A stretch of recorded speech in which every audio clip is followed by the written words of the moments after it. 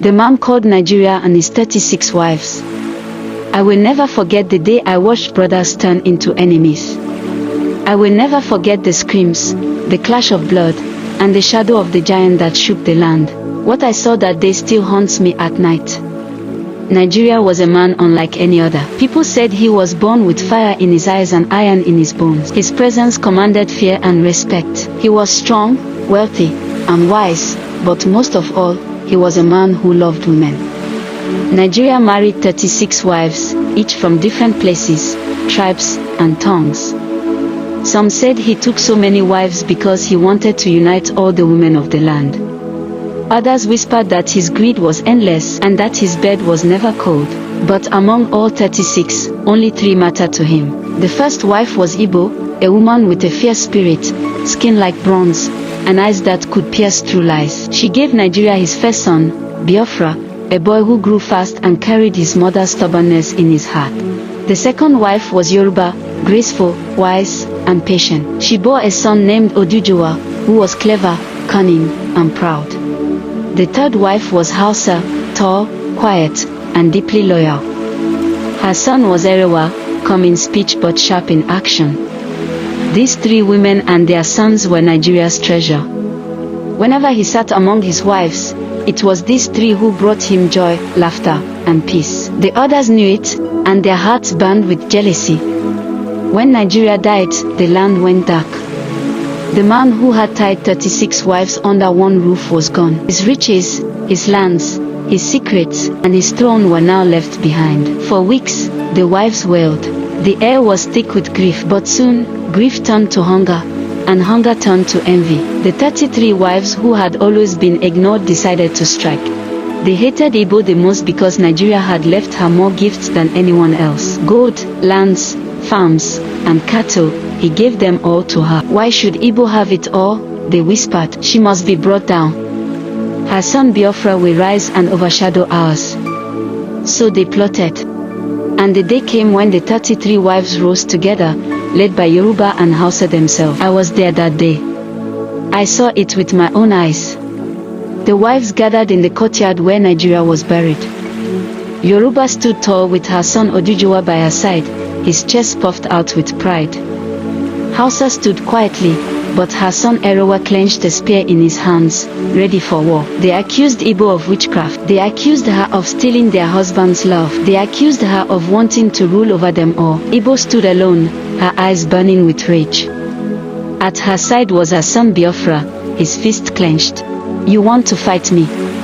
Igbo shouted, her voice shaking the walls. Come, then. But know this, I do not stand alone. The air grew heavy. The sky darkened though it was midday. And then I saw him, Ojukwu. Ojukwu was not a normal man. He was Igbo's other son, a giant born of fire and shadow. Some said he was not human at all but a spirit born from the cries of war. He was taller than 3 men, with shoulders broad as mountains. His voice shook the ground when he spoke. I am Ojukwu, he thundered. You come against my mother. You come against my brother Biafra. Then you come against me. The courtyard trembled under his steps. The wives screamed, but Oduduwa and Arawa stepped forward, unafraid. Oduduwa raised his sword. Arawa raised his spear. And the 33 wives raised their curses. The battle that followed was unlike anything I had ever seen. Oduduwa charged first. He was fast, clever, and brave. His blade cut the air, but Ojukwu caught it in his bare hand.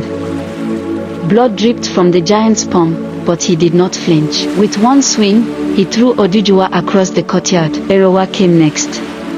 His spear glowed with charms from his mother's people. He aimed for Ojukwu's chest, but the giant caught it, snapped it, and roared. The sound of his roar sent shivers down my spine. It was not a human sound. It was the cry of 1,000 dead warriors. The wives screamed and scattered, but Igbo did not move. She stood firm, her eyes never leaving her son. Strike them all, my child, she commanded, and Ojukwu obeyed. The 33 wives called on their spirits, their charms, their gods. The air filled with smoke, with fire, with cries of unseen powers. But Ojukwu crushed them all. He trampled their spells underfoot. He broke their charms with his fist. Oduduwa tried again, leading his mother Yoruba in another charge. But Ojukwu lifted him high and slammed him into the ground. Bones cracked. Blood spilled. Arawa tried to rise again, but Biafra himself leapt onto him, pinning him down with the fury of a first son. The wives wailed, their voices shrill and broken. I watched as the courtyard became a battlefield. Dust rose, blood soaked the ground. Shadows stretched across the walls. When it was over, only silence remained. Igbo walked forward, calm as though nothing had happened. She looked at Yoruba and Hausa, who lay weak beside their broken sons. You thought you could take what was mine, she said softly, but you have forgotten the blood of giants runs through my line. Ojukwu stood tall behind her, his chest rising and falling like a storm. His eyes glowed red in the fading light. From that day, no one dared to challenge Igbo again. But here is the part that still haunts me. At night, when the moon rises, I swear I can still hear Ojukwu's footsteps. I can still hear his roar echoing in the wind. Some say he never died. Some say he waits, deep in the earth, ready to rise again whenever his mother calls. And sometimes, when I walk through the old courtyard where Nigeria was buried, I feel the ground trembling, as if a giant still walks beneath my feet. That is why I never speak of this story lightly. Because I know it was real. I saw it with my